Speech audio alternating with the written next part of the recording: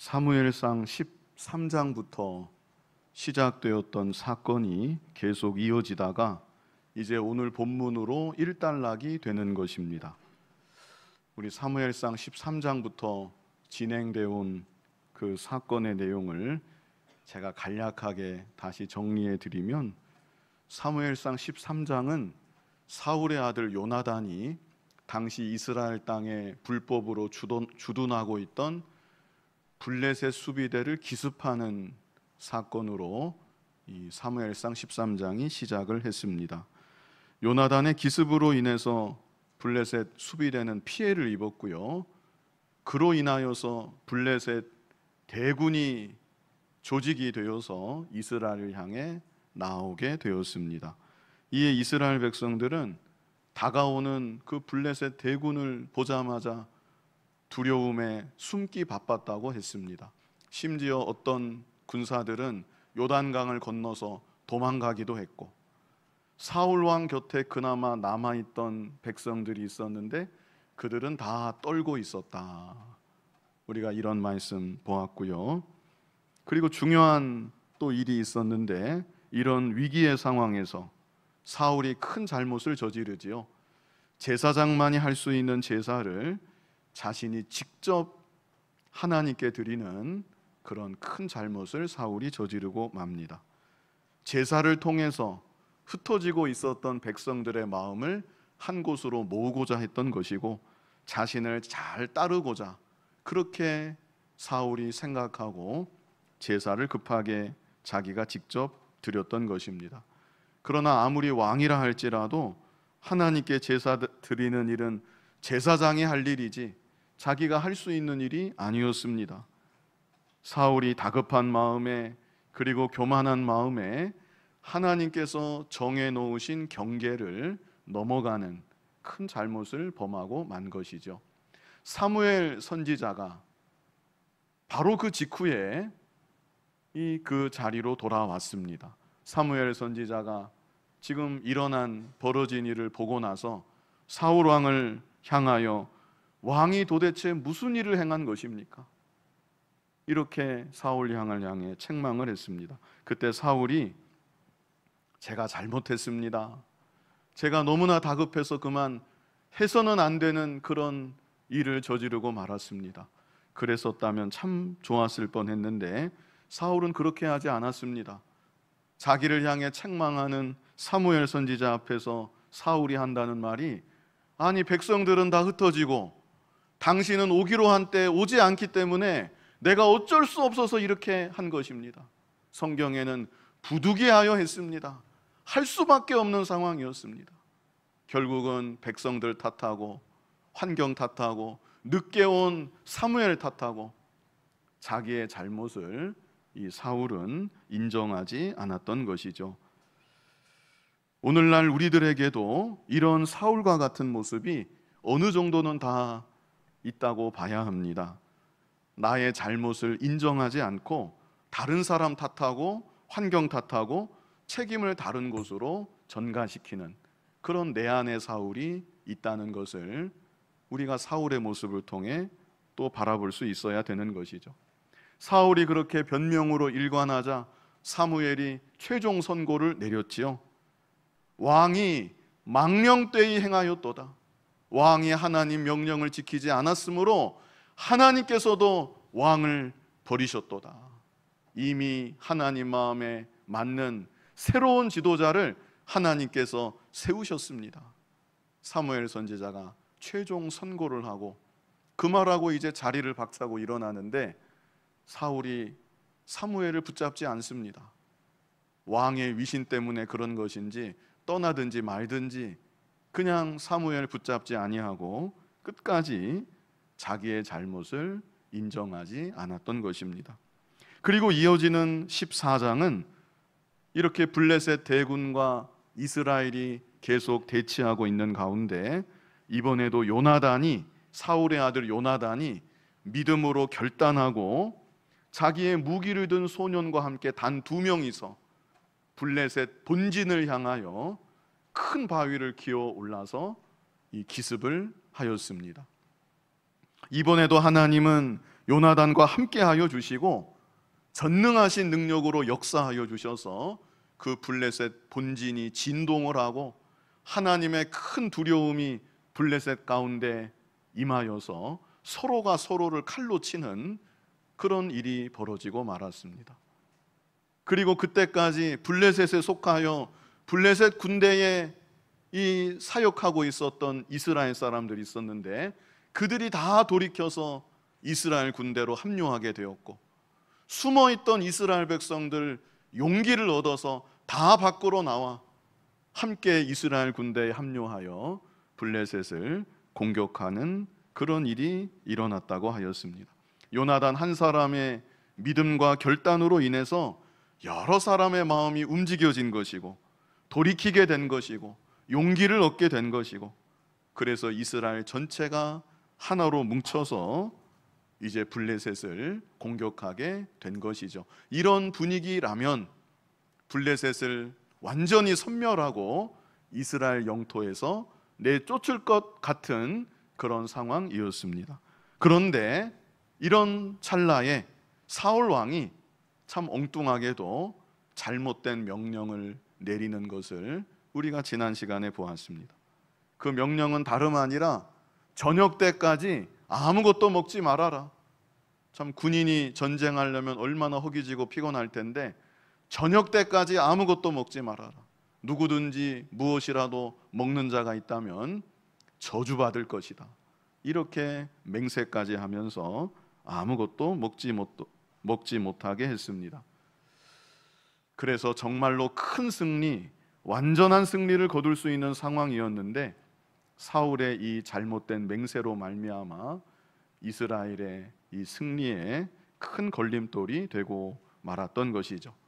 그리고 또 요나단이 왕의 명령을 미처 듣지 못했는데 그래서 그 들판에 꿀을 찍어 먹는 왕의 명령을 어기는 그런 일까지 일어나게 되었고, 무엇보다 저녁이 되자 그동안 허기져서 배고픔을 참고 참았던 이스라엘의 모든 군사들이 그 너무나 배고픈 나머지 다급하게 그 소와 양을 잡아먹다가 피를 제거하지 못하고, 구약이 피를 먹지 말라고 금했는데 피째 짐승을 잡아먹는 집단적인 범죄를 또 범하는 그런 일까지 있었습니다. 이 모든 것이 다 그 근본적인 원흉은 사울의 잘못된 명령이었습니다. 저녁 때까지 금식하라, 이 잘못된 명령으로 말미암아서 이 모든 사건들이 일어나게 되었던 것이죠. 그런데 사울은 역시 자기의 잘못을 돌아볼 줄 몰랐습니다. 제사 드리고 난 다음에도 자기의 잘못을 인정하지 않았던 것처럼 이번에도 역시 자기의 잘못은 생각하지 않고 백성들이 피를 먹은 것, 단순히 그것만 보고 너희가 믿음 없이 행하였도다, 백성들을 책망하고 백성들의 잘못만 지적하는 것을 우리가 지난 시간에 보았던 것입니다. 이제 오늘 이어지는 본문에도 이런 사울의 잘못된 자기 중심적인, 자기를 돌아볼 줄 모르는 그런 모습이 계속 이어지고 있습니다. 우리 36절 말씀 같이 읽어보겠습니다. 사울이 이르되 우리가 밤에 블레셋 사람들을 추격하여 동틀 때까지 그들 중에서 탈취하고 한 사람도 남기지 말자. 무리가 이르되 왕의 생각에 좋은 대로 하소서 할 때에 제사장이 이르되 이리로 와서 하나님께로 나아가사이다 하매. 자, 바로 앞에 이스라엘 군대가 이제 소와 양을 잡아먹어서 배를 채운 그 내용이 있었습니다. 이에 사울이 이제 군사들이 다 힘을 얻었으니까 우리가 밤에 블레셋 사람들을 추격하여 동틀 때까지 그들 중에서 탈취하고 한 사람도 남기지 말자. 진작에 먹게 했으면 전쟁이 이미 끝날 수도 있었던 그런 상황이었는데 뒤늦게나마 우리 완전한 승리를 거두어 드리자, 이렇게 사울 왕이 말한 것이죠. 자, 그런데 사울의 이런 지시와 행동은 하나님께로 말미암은 것이 아니었습니다. 이제까지 사울의 결정과 행하는 모든 일들이 다 그러했습니다. 사울은 그저 자기 기분대로, 자기 주관대로 그때그때 즉흥적으로 말하고 결정하고 행동해 왔던 것이죠. 이 사실을 곁에 있던 제사장은 익히 다 보고 너무나도 잘 알고 있었기 때문에 이번만은 제사장이 바른 말을 합니다. 여기 제사장이 뭐라고 합니까? 제사장이 이르되 이로 와서 하나님께로 나아가사이다.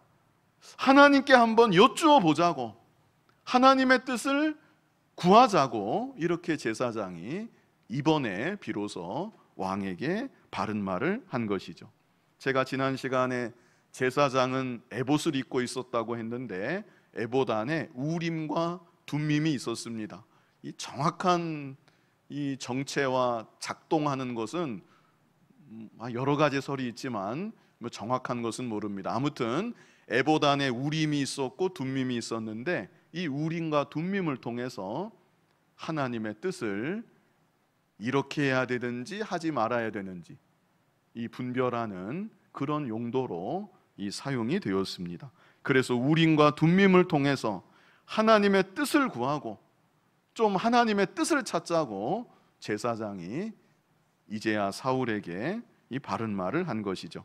그래서 사울이 비로소 하나님께 물어봅니다. 이 처음 나오는 장면입니다. 우리 37절 같이 한번 읽어보겠습니다. 사울이 하나님께 묻자오되 내가 블레셋 사람들을 추격하리이까 주께서 그들을 이스라엘의 손에 넘기시겠나이까 하되 그날에 대답하지 아니하시는지라. 자, 하나님이 어떻게 하셨습니까? 대답하지 아니하시는지라. 사울이 제사장을 통해서 하나님의 뜻을 구하고 찾았지만 하나님의 응답이 없었다. 이것을 말씀하지요. 자, 이것은 우리 앞에서 요나단이 왕의 맹세를 어기는 것을 보았는데 요나단이 맹세를 어긴 것과는 별개의 문제로 보아야 될 것입니다. 그렇게 여겨집니다. 사울이 하나님께 여쭈었지만 하나님께서 사울에게 대답하지 않으셨다. 이것은 요나단 때문이 아니라 하나님께서 사울과 함께하지 아니하신다. 이것을 나타내주고 있는 것입니다. 바로 앞에서 요나단의 경우에는 요나단 곁에는 에봇 입은 제사장이 없었지만 요나단이 블레셋 진영으로 올라갈 때 하나님의 표징을 구했는데 요나단이 구하는 표징에 하나님께서 바로 응답해 주신 일이 있었습니다. 자, 10절로 12절에 그 내용이 있었는데요. 사무엘상 14장 10절로 12절 제가 읽어드리겠습니다. 이게 요나단이 하는 말입니다. 그들이 만일 말하기를, 블레셋 진영에서 말하기를 우리에게로 올라오라 하면 우리가 올라갈 것은 여호와께서 그들을 우리 손에 넘기셨음이니 이것이 우리에게 표징이 되리라. 요나단이 하나님의 뜻을 알 수가 없어서 스스로 이렇게 생각을 한 것이죠. 블레셋 진영에서 우리 보고 너희들 올라오려면 올라와 봐라. 그러면 이게 하나님의 표징이다. 블레셋을 우리 손에 붙인다는 하나님의 표징이다. 요나단이 이렇게 마음을 먹은 것입니다. 11절에 둘이 다 블레셋 사람들에게 보임에 블레셋 사람이 이르되 보라 히브리 사람이 그들이 숨었던 구멍에서 나온다 하고 12절에 그 부대 사람들이 요나단과 그의 무기를 든 자에게 이르되 우리에게로 올라오라. 뭐 무시할 수도 있고 저거 뭔가 할 수도 있는데 올라오라.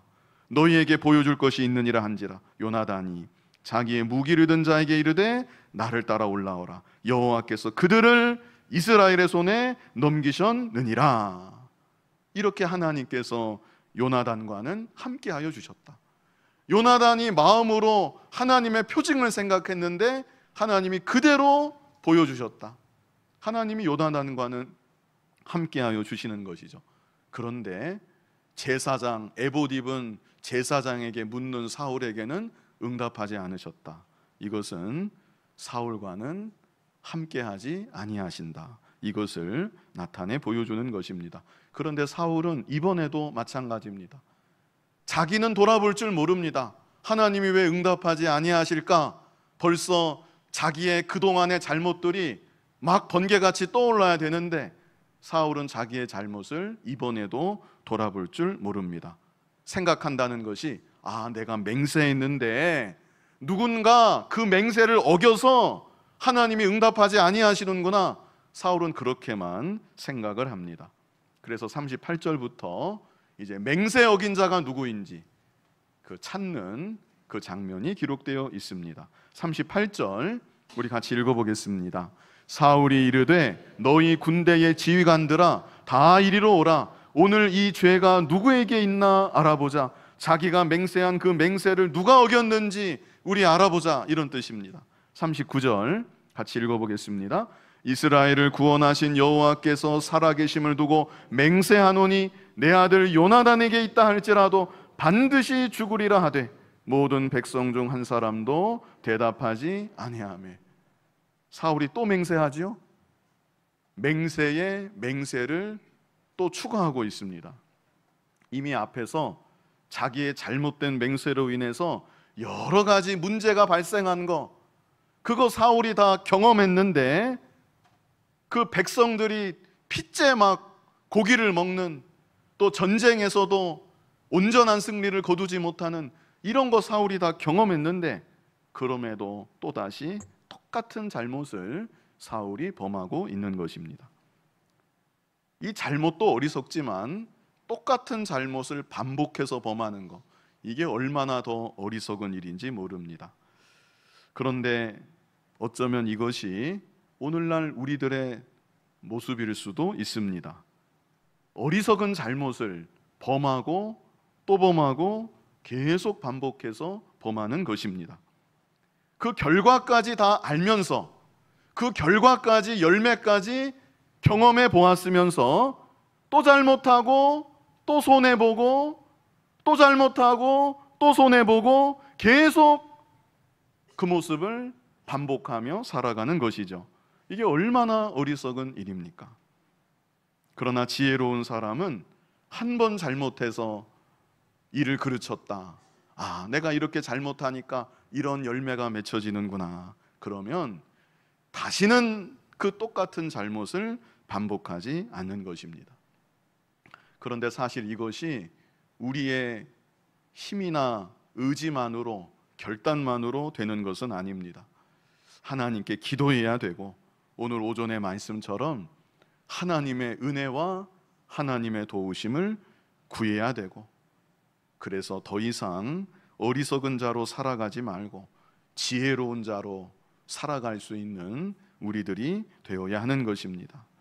그런데 사울은 같은 잘못을 또 하고 또 하고 계속 반복하고, 앞으로도 마찬가지입니다. 계속 그렇게 반복하고 자기를 돌아보지 않다가 결국 사울은 망하고 마는 것입니다. 그런데 이번의 경우에는 앞에서 했던 잘못보다 그 맹세하는 잘못인데 더 심한 잘못을 저지릅니다. 여기 39절에는 뭐라고 맹세를 합니까? 이스라엘을 구원하신 여호와께서 살아계심을 두고 맹세하노니 내 아들 요나단에게 있다 할지라도 반드시 죽으리라. 이게 아버지로서 이게 할 말입니까? 이게 얼마나 이게 무서운 말입니까? 우리는 감히 이와 같은 말, 내가 시행하지도 못할 이런 말을 함부로 입에 담아서는 안 되는 것입니다. 우리 잠언 29장 11절 같이 한번 읽어보겠습니다. 어리석은 자는 자기의 노를 다 드러내어도 지혜로운 자는 그것을 억제하느니라. 아멘.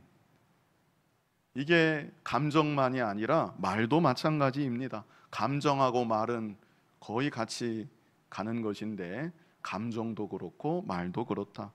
어리석은 자는 자기가 하고 싶은 말을 다 합니다. 기분 따라 감정 따라 가리지 않고 이 말 저 말 다 하는 것, 그것은 어리석은 자의 모습입니다. 그러나 지혜로운 사람은 하고 싶은 말이 있어도 하나님 영광을 생각하고 또 건덕을 생각해서 아무리 하고 싶은 말도 때에 따라서 억제할 수 있는 사람, 그것이 참 지혜로운 사람의 모습인 것이죠. 우리 잠언 15장 2절 같이 한번 읽어보겠습니다. 지혜 있는 자의 혀는 지식을 선히 베풀고 미련한 자의 입은 미련한 것을 쏟느니라. 자, 미련한 자의 입은 미련한 것을 쏟느니라. 막 쏟아낸다는 것입니다. 말을 막 쏟아내는 것을 말하는 것입니다. 수돗물이 그 잠기지 않고 콸콸콸콸 막 흐르는 것처럼 계속 말을 쏟아낸다. 여기는 미련한 것을 쏟아낸다. 미련한 말을 계속 쏟아낸다. 우리가 먼저는 이 두 가지를 이 시간 마음에 새겨두면 좋겠습니다. 좀 가다가 몇 가지가 또 추가가 되는데요. 먼저는 두 가지. 자, 첫 번째는 어리석은 잘못을 반복하지 말아야 되겠다. 우리가 이것을 좀 마음에 잘 새기면 좋겠습니다. 그 어리석은 잘못, 우리가 또 하고 또 하고 계속 반복하고 그런 경향이 있습니다. 그 어리석은 잘못 반복하지 말아야 되겠다. 우리가 이것을 좀 마음에 새겨두면 좋겠고요. 그리고 또 한 가지는 내 마음대로, 기분대로, 감정대로 함부로 말을 내뱉지 말아야 되겠다. 이 사울의 모습을 통해서 먼저는 이 두 가지를 이 교훈으로 마음에 잘 새겨두면 좋겠습니다. 자, 이어지는 본문 40절. 이렇게 사울이 또 어리석은 맹세를 했고요. 자, 40절 같이 한번 읽어보겠습니다. 이에 그가 온 이스라엘에게 이르되 너희는 저쪽에 있으라 나와 내 아들 요나단은 이쪽에 있으리라. 백성이 사울에게 말하되 왕의 생각에 좋은 대로 하소서 하니라.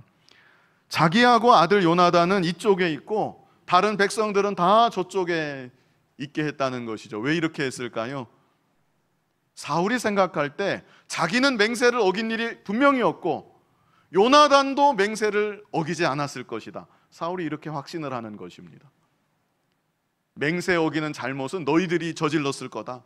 그러니까 우리는 일단 빠지고 너희들이 저질렀을 테니까 너희들 저쪽에 다 가 있어라. 사울이 전혀 지금 모르고 이렇게 하고 있는 것이죠. 잘못된 확신입니다. 41절 말씀 같이 읽어보겠습니다. 이에 사울이 이스라엘의 하나님 여호와께 아뢰되 원하건대 실상을 보이소서 하였더니 요나단과 사울이 뽑히고 백성은 면한지라. 요나단과 사울이 뽑혔습니다.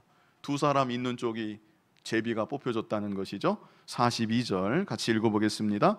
사울이 이르되 나와 내 아들 요나단 사이에 뽑으라 하였더니 요나단이 뽑히니라. 하나님께서 맹세를 어긴 사람이 누구인가 할 때 요나단이 정확히 뽑히도록 이렇게 섭리를 하셨습니다. 자, 그리고 나서 이제 어떤 일이 일어나는가? 43절 우리 같이 읽어보겠습니다. 사울이 요나단에게 이르되 네가 행한 것을 내게 말하라. 요나단이 말하여 이르되 내가 다만 내 손에 가진 지팡이 끝으로 꿀을 조금 맛보았을 뿐이오나 내가 죽을 수밖에 없나이다. 참 요나단은 보통 사람이 아닙니다. 요나단의 아버지를 생각하는 마음이다. 우리가 이면을 먼저 생각할 수 있겠습니다. 요나단은 하나님을 믿고 의지하는 그 믿음이 다른 사람과 비교할 때 정말 탁월하게 그 믿음이 좋았을 뿐 아니라 아버지 사울에게도 정말 효자였습니다. 효자라는 말이 적절할지 모르겠는데 아무튼 정말 아버지를 위하는 사람이었다. 나중에 하나님께서 아버지를 버리신 거 요나단이 누구보다 잘 압니다. 아버지가 점점 미쳐가고 있고 곁길로 가고 있다는 거 요나단이 누구보다 잘 압니다. 그래서 결국 하나님의 무서운 심판이 아버지에게 내릴 수밖에 없다는 거 요나단이 그 사실을 누구보다도 잘 압니다. 그런데도 요나단은 아버지 곁을 떠나지 않았습니다. 아버지 곁을 지키고 그러다가 길보아 전투까지 아버지 따라 나가고 그래서 아버지와 함께 요나단이 전사하고 마는 것이죠. 참 그 면을 보면 참 아들로서 참 좋다는 말로는 부족한 것 같은데요. 참 충성되고 그 성정 자체가 참 신실하고 충성되고 하나님을 향해서나 아버지를 향해서나 그랬던 사람임을 우리가 볼 수 있는 것이죠. 여기서도 요나단은 아버지를 생각하는 것입니다. 아버지의 왕으로서의 위신과 체면을 요나단은 생각하는 것입니다. 내가 다만 내 손에 가진 지팡이 끝으로 꿀을 조금 맛보았을 뿐이오나, 요나단은 잘못한 거 없습니다. 아버지가 했던 그 맹세를 요나단은 몰랐다는 것, 그것밖에 없는 것입니다. 요나단이 하나님 앞에서나 아버지 앞에서나 양심을 어겼다든지 하나님의 계명을 범했다든지 요나단은 그런 잘못 저지르지 않았습니다. 그러나 아버지가 이미 맹세하셨고 제비 뽑기 전에 또다시 맹세하셨는데, 맹세까지 한 왕의 명령을 어긴 자신은 죽을 수밖에 없습니다. 큰 잘못은 아닐지라도 왕이 한 맹세를 어긴 나는 죽을 수밖에 없습니다. 요나단이 얼마나 신실한 사람이고 또 아버지를 참 생각하는 사람인지 참 잘 드러나고 있는 것이죠. 자, 그렇다면 아버지 사울이 이런 아들의 모습 앞에 어떻게 반응을 해야 그게 아버지로서 자연스러운 모습일까? 아들의 마음에 참 마음이 녹아내리고, 네가 이렇게까지 말하다니, 아니다 아들아, 이렇게 해야 자연스러울 것 같은데 사울은 어떻게 반응을 하는가? 자, 44절을 우리 같이 읽어보겠습니다. 사울이 이르되 요나단아, 네가 반드시 죽으리라. 그렇지 않으면 하나님이 내게 벌을 내리시고 또 내리시기를 원하노라 하니. 사울이 왜 이렇게 하는 것일까요? 사울에게 제일 중요한 것은 자기 체면이고 자기 위신입니다. 지난주일에도 말씀드렸지만 사울은 자기 체면, 자기 위신, 자기 영광, 이것이 하나님의 영광보다, 하나님의 나라보다 비슷한 수준이 아니라 훨씬 더 하나님의 나라나 하나님의 영광보다 자기 위신, 자기 체면이 훨씬 더 위에 있는 그런 종류의 사람입니다. 여기 44절을 보았더니 심지어 자기 아들의 목숨보다도 왕으로서의 자기 체면을 더 중하게 생각하는 사람입니다. 얼마나 자기 중심적인 그런 모습인지 모릅니다. 그래서 이미 2번씩이나 자기 입으로 맹세를 했는데 왕의 위신이 있지 자기가 한 맹세를 번복하고 싶지 않은 것입니다. 내가 잘못했다고, 잘못된 맹세를 한 나의 죄라고 사울은 그렇게 인정하고 싶지 않은 것입니다. 자, 율법을 보면요, 물론 성경 구절에 서운한 것은 해로울지라도 갚으라는 그런 말씀도 있지만, 율법을 보면 자기가 잘못했다고 인정하고 하나님 앞에 회개하고 속죄 제사를 드린 다음에 돌이키라는 법도 있습니다. 이 경우가 여기에 해당합니다. 지금 사울에게 필요한 것이 바로 그것입니다. 내가 잘못했습니다. 내가 왕이지만 왜 그딴 말도 안 되는 맹세를 했는지 모릅니다. 내가 한 맹세는 어리석은 맹세였고 말도 안 되는 맹세였고 믿음 없는 맹세였습니다. 그렇게 인정하고 하나님 앞에 회개하고 돌이키면 되는 것입니다. 그러나 사울은 그게 하기 싫은 거예요. 차라리 아들을 죽이는 한이 있을지라도 내가 잘못했습니다, 내가 실수했습니다, 내가 왜 그랬는지 모르겠습니다, 이 말만은 정말 죽을 만큼 하기 싫은 거, 그게 사울의 이 심정인 것이죠. 여기 44절에 다시 보면 뭐라고 합니까? 요나단아, 네가 반드시 죽으리라. 그렇지 않으면 하나님이 내게 벌을 내리시고 또 내리시기를 원하노라. 사울의 표정을 한번 상상해 보십시오. 이 말을 하는 사울의 표정. 그리고 이 말도 역시 맹세입니다. 그렇죠? 세 번째 맹세입니다. 네가 반드시 죽을 것이다. 여기서 사울이 이렇게 말할 것이 아니라, 내 아들아, 네가 어찌 그러했느냐, 이 일을 어찌하면 좋겠느냐, 한 템포라도 좀 쉬어가는, 좀 말에 말미를 주는, 여지를 주는 그런 지혜라도 있었다면 좋았겠는데 그냥 즉흥적으로 네가 반드시 죽으리라. 맹세입니다. 이거는. 그렇지 않으면 하나님이 내게 벌을 내리시고 또 내리시기를 원하노라. 맹세에 맹세를 또 얹고 있습니다. 죄의 죄를, 어리석음의 어리석음을 계속해서 사울은 더하여 가고 있는 것이죠. 간단합니다. 내가 잘못했습니다. 내가 어리석었습니다. 자기 잘못 인정하면 하나님의 사랑과 긍휼을 입겠는데 사울에게는 그럴 마음이 없는 것이고, 그래서 점점 더 깊은 늪 속에 스스로 빠져들어가고 있는 그런 안타까운 모습을 우리가 보게 되는 것이죠. 자, 45절 말씀. 그런데 어떤 일이 벌어지는가? 45절 같이 읽어보겠습니다.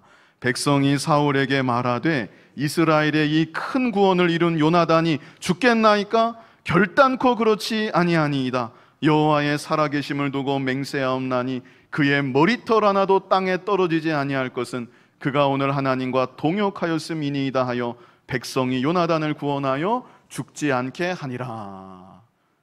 백성들이 생명을 건 겁니다. 왕이 이렇게 3번이나 맹세했는데 백성들도 생명을 걸고 사울왕을 말리는 것이죠. 요나단을 절대 죽여서는 안 됩니다. 백성들도 맹세하면서 생명을 걸고 이 사울왕을 말렸습니다. 그랬더니 사울왕이 3번이나 맹세했거든요. 맹세대로 지키지 않습니다. 왜 그랬을까요? 백성들로 인해서 자기 체면이 깎일 일이 없어졌기 때문입니다.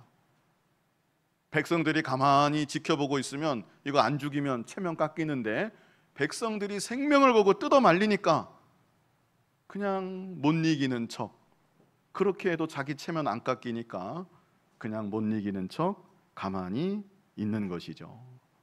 참 얼마나 기회주의적이고 또 자기중심적이고 즉흥적인지 또다시 이 사울의 모습을 우리가 보게 되는 것이죠. 그리고 46절 우리 같이 읽어보겠습니다. 사울이 블레셋 사람들을 추격하기를 그치고 올라가매 블레셋 사람들이 자기 곳으로 돌아가니라. 사울이 하나님이 응답하지 아니하셨으면 또다시 여쭙고 자기 죄를 회개하면서 여쭙고 그래야 되는데 더 이상 하나님 뜻을 묻지 않습니다. 자기 마음대로 전쟁을 종료시켰다. 그래서 블레셋은 계속해서 이제 이스라엘을 괴롭히게 되고 조금 더 가면 골리앗 장수가 또 나오지요. 이렇게 계속해서 이어지게 되는 것입니다. 이제 47절로 52절이 남았는데요. 47절로 52절은 사울의 행적, 왕으로서 사울의 행적을 요약하는 부분이 47절로 52절입니다. 자, 우리 47절로 52절까지 쭉 연결해서 우리 같이 읽어보겠습니다. 사울이 이스라엘 왕위에 오른 후에 사방에 있는 모든 대적 곧 모압과 암몬 자손과 에돔과 소바와 왕들과 블레셋 사람들을 쳤는데 향하는 곳마다 이겼고 용감하게 아말렉 사람들을 치고 이스라엘을 그 약탈하는 자들의 손에서 건졌더라. 사울의 아들은 요나단과 이스위와 말기수하요 그의 두 딸의 이름은 이러하니 맏딸의 이름은 메라비요 작은 딸의 이름은 미갈이며 사울의 아내의 이름은 아히노아미니 아히마아스의 딸이요 그의 군사령관의 이름은 아브넬이니 사울의 숙부 넬의 아들이며 사울의 아버지는 기스요 아브넬의 아버지는 넬이니 아비엘의 아들이었더라. 사울이 사는 날 동안에 블레셋 사람과 큰 싸움이 있었으므로 사울이 힘센 사람이나 용감한 사람을 보면 그들을 불러 모았더라. 자, 열왕기나 역대기를 보면 여러 왕들의 이와 같은 요약이 있는데 그런 요약들과 비교할 때 크게 다르지는 않다. 사울 왕의 행적을 요약한 것이. 자, 그런데요, 중요한 차이점이 있습니다. 중요한 차이점이 있다. 그게 무엇일까? 가장 큰 차이점은 보통 왕의 행적을 요약할 때 왕의 행적을 요약하는 것은 그 왕이 죽은 뒤에, 왕의 생애가 끝난 뒤에 왕의 행적을 요약하는 것이죠. 그런데 사울의 경우는 죽었습니까? 안 죽었습니까? 안 죽었습니다. 여전히 많은 세월이 남아 있습니다. 사울이 언제 죽는가? 지금 사무엘상 14장 보고 있죠? 31장에 가서야 죽습니다. 얼마나 많은 세월이 앞으로 창창하게 남아있는지 모릅니다. 그런데 벌써 여기서 사울의 왕으로서의 행적을 여기 정리하고 있다는 것이죠. 자, 무엇을 말합니까? 사울은 이미 끝난 것이다. 이것을 말해주고 있는 것이죠. 사울은 이미 끝난 것이다. 하나님 편에서는 끝난 것이다. 하나님이 사울을 버리셨습니다. 버리신 직후에 그가 계속 빗나가는 모습 13장부터 14장까지 잠시 보여주고, 그리고 바로 왕으로서의 행적을 여기 기록하고 마치 끝난 것처럼 이렇게 정리하고 있는 것이죠. 마찬가지 맥락에서 또 두 번째는, 여기 얼핏 보면 사울이 꽤 괜찮은 공적들을 이룬 것 같습니다. 그러나 결정적으로 이때마다 빠져있는 중요한 한 단어가 있는데, 그것은 하나님이라는 구절입니다. 하나님이 사울의 인생에는 빠져 있습니다. 그래서 이것은 그저 인간적인 성공이었다, 이것을 가르쳐주고 있는 것입니다. 하나님은 사울을 버렸습니다. 하나님 앞에서는 사울은 완전히 실패한 인생이고, 그저 세상 인간적인 관점에서 그래도 사울은 이런 공적들을 남겼다, 그것을 우리에게 알게 해주는 것이고요. 그리고 마지막에 또 중요한 게 있는데요, 52절을 한번 다시 보십시오. 52절을 보시면 사울이 사는 날 동안에 블레셋 사람과 큰 싸움이 있었으므로 사울이 힘센 사람이나 용감한 사람을 보면 그들을 불러 모았더라. 자, 이게 뭘 의미하는가? 얼핏 보면 좋은 말 같기도 한데, 이건 뭘 의미하는가 하면, 사울이 블레셋과의 싸움을 끝까지 마무리 짓지 못했다, 그것을 말해주고 있는 것입니다. 사울은 사무엘상 14장에서 자기 마음대로 전쟁을 종결시켰습니다. 그리고 그때로부터 끝까지 사울은 이스라엘의 숙적 블레셋과의 싸움을 마무리 짓지 못했다. 사울이 사무엘상 31장에서 죽는다고 했죠. 누구 손에 죽는 줄 압니까? 어느 군대의 손에? 블레셋의 손에 의해서 죽습니다. 끝까지 정리하지 못하다가 결국은 블레셋에 의해서 죽임당하는 것이 사울의 결말인 것이죠. 하나님 뜻을 구하지 않고 자기 중심으로 생각하고 자기 기분대로 결정하고 그렇게 전쟁을 수행했던 최종 열매가 바로 그것인 것입니다. 반면에 다윗은 어떠했는가? 다윗의 모습은 대조가 되는데요, 다윗은 어떠했는가? 우리 사무엘하 5장 19절 같이 읽어보겠습니다. 다윗이 여호와께 여쭈어 이르되 내가 블레셋 사람에게로 올라가리이까 여호와께서 그들을 내 손에 넘기시겠나이까 하니 여호와께서 다윗에게 말씀하시되 올라가라, 내가 반드시 블레셋 사람을 내 손에 넘기리라 하신지라. 이렇게 다윗은 하나님께 여쭙습니다. 블레셋과 싸워야 되겠습니까? 말아야 되겠습니까? 그러면 하나님이 응답하시고 하나님 뜻대로 다윗은 블레셋과의 전쟁을 이렇게 수행했던 것이죠. 그래서 사무엘하 5장 25절 같이 읽어보겠습니다. 이에 다윗이 여호와의 명령대로 행하여 블레셋 사람을 쳐서 게바에서 게셀까지 이르니라. 여호와의 명령대로 행하여, 이 구절이 참 중요한 것입니다. 하나님이 싸우라 그러면 싸우고 가만히 있으라 그러면 가만히 있고 여호와의 명령대로 다윗은 행하였다. 자, 사무엘하 8장 1절 우리 같이 읽어보겠습니다. 그 후에 다윗이 블레셋 사람들을 쳐서 항복을 받고 블레셋 사람들의 손에서 메덱 암마를 빼앗으니라. 블레셋의 요충지 메덱 암마까지 점령하게 되었다. 이 사울과는 대조적인 다윗의 열매를 우리가 이렇게 볼 수 있는 것이죠. 자, 이 시간을 통해서 우리 먼저는 제가 두 가지 말씀드렸죠. 사울과 같은 어리석은 잘못, 또 범하고 또 범하고 이 어리석은 잘못을 반복하지 말아야 되겠다, 이것을 마음에 담아두시라고 그랬죠. 그리고 두 번째는 제가 또 어떤 말씀 드렸습니까? 감정대로 기분대로 말을 함부로 해서는 안 된다는 거, 그 어리석은 모습입니다. 두 번째로 이것을 좀 마음에 담아두면 좋겠고요. 제가 또 추가하면 중요한 것이 있는데, 그것은 어느 자리에 있든지 나의 잘못을 인정하고 회개하고 돌이키는 것. 그게 참 중요합니다. 우리가 누구든지 다 실수할 수 있고, 엉뚱한 말 할 수 있고, 잘못된 행동할 수 있고, 정말 부끄러운 죄까지 지을 수도 있습니다. 완전한 사람이 어디 있습니까?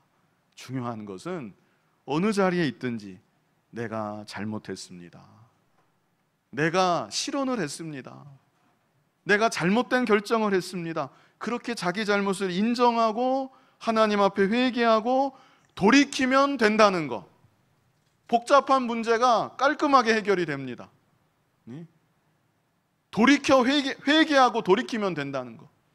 하나님의 사랑과 은혜와 긍휼을 힘입게 되는 것입니다. 마지막으로 한 가지만 더. 내 생각, 내 결정대로 그때그때 즉흥적으로 살지 말고 언제나 하나님의 뜻을 구해야 된다는 것. 오늘 오전에 말씀드린 것처럼 무슨 일이든지, 큰 일이든지 작은 일이든지 하나님 뜻을 구하고 하나님 뜻을 찾고 그 뜻대로 순종하고, 그럴 때 다윗과 같이 승리하는 삶을 살아가게 되는 것입니다. 이런 귀한 은혜가 우리 모두에게 있기를 간절히 바랍니다. 거룩하신 아버지 하나님, 우리 안에도 사울이 있어서 어리석게도 같은 잘못을 또 하고 또 하고 반복해서 저지르는 경우가 있습니다. 어리석은 잘못을 반복해서 저지르는 더 어리석은 이런 잘못을 끊어버릴 수 있도록 하나님께서 도와주시고, 또한 감정 따라 기분 따라 하고 싶은 말 다 하는 그런 어리석은 자 되지 않게 하여 주시고, 어느 자리에 있든지 나의 잘못을 자각하고 인정하고 하나님 앞에 회개하고 돌이킬 수 있는 우리들 되게 하여 주시고, 날마다 하나님의 뜻을 구하고 하나님 뜻을 찾고 하나님 뜻대로 순종함으로 승리하는 믿음의 길 걸어가는 우리들 모두가 되게 하여 주시옵소서. 예수님 이름으로 기도하옵나이다. 아멘.